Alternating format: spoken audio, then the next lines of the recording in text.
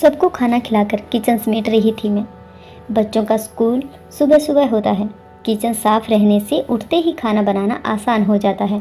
फुर्सत से थोड़ी देर टीवी पर सीरियल में होने वाले झगड़े का आनंद लूँगी। तभी डोरबेल बजी। सामने कमला, मेरी कांवाली, अपनी 8 साल की बेटी रजनी के साथ खड़ी थी।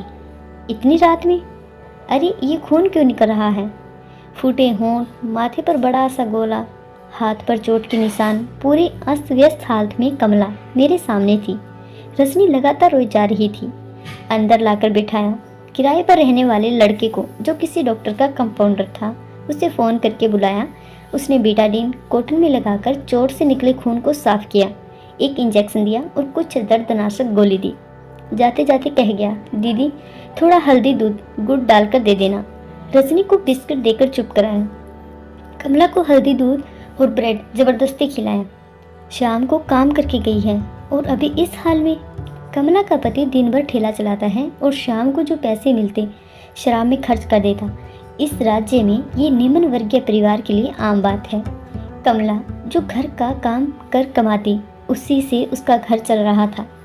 मेरी पहल पर रजनी का एडमिशन स्कूल में इसी साल हुआ था।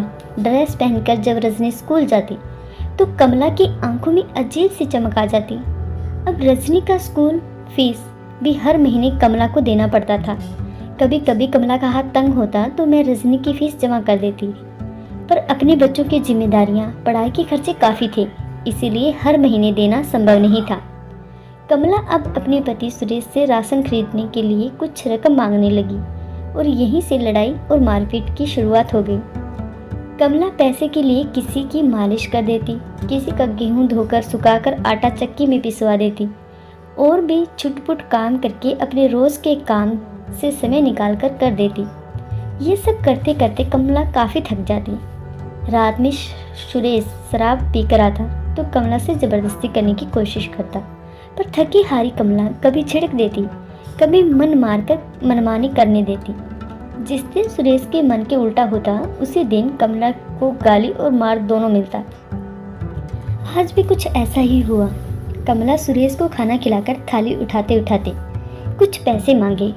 फिर क्या था, सुरेश वही थाली कमला के हाथ से लेकर जितना हो उसका पीटा। दुबली पतली कमला बेदम हो गई। रजनी रोते रोते पड़ोस में भाग गई। आज कमला पुलिस के पास जाने की सोच कर आई थी। अगले दिन मेरे पति के एक परिचित से बात की, जो ऐसी संस्था से जुड़े थे जो औरतों को ज़रूरत पड़ने पर थाना पुलिस से भी मदद करते थे। उन्हीं के साथ कमला थाने गई, रिपोर्ट लिखवाया। सुरेश को पुलिस थाने ले गई। सुरेश पुलिस से बोला, मुझे अपनी पत्नी से एक बार बात कर लेने दो साहब, क्योंकि उसकी मालकिन उसे दिन रात के लिए काम पर रखना चाहती हैं और मैं इसका विरोध करता हूँ। दिन भर जितना काम करो, पर शाम होते अपने घर आ जाओ। पता नहीं इसकी मालकिन की क्या मंशा है, कौन सा काम इससे करवाने के लिए रात में भी रखना चाहती हैं। थानेदार ने कमला को भी बुलाया। सुरेश ने क्या पट्टी पढ़ाई, कमला बिल्कुल मुकर गई। पुलिस ने दोनों को साथ भेज दिया और मेरे घर में कमला के कारण मुझे जो सुनना पड़ा मैं ही जानती हूँ। कुछ दिन बाद कमला अचानक से मेरे घर आई। मैं मुंह फेर कर जाने लगी। उसने जल्दी से मेरा हाथ पकड़कर रोका मुझे और मेरे पैरों पर गिर पड़ी। उसने कहा, मैडम, मैं जिस वर्ग से आती हूँ उस वर्ग में पति के बिना पत्नी और बेटी का अस्तित्व जीरो है। एक पर्दा तो है, भले ही शराबी है, पर पिता और पति का नाम हम माँ बेटी के साथ जुड़ा तो है, समाज की घिनौनी नज़रों से बचने के लिए। और मेरा पति बोला, जेल हो गया तो तेरे मालिक और मालकिन को मैं अच्छे से बदनाम कर दूंगा, फिर तू कहाँ जाएगी बेटी को लेकर?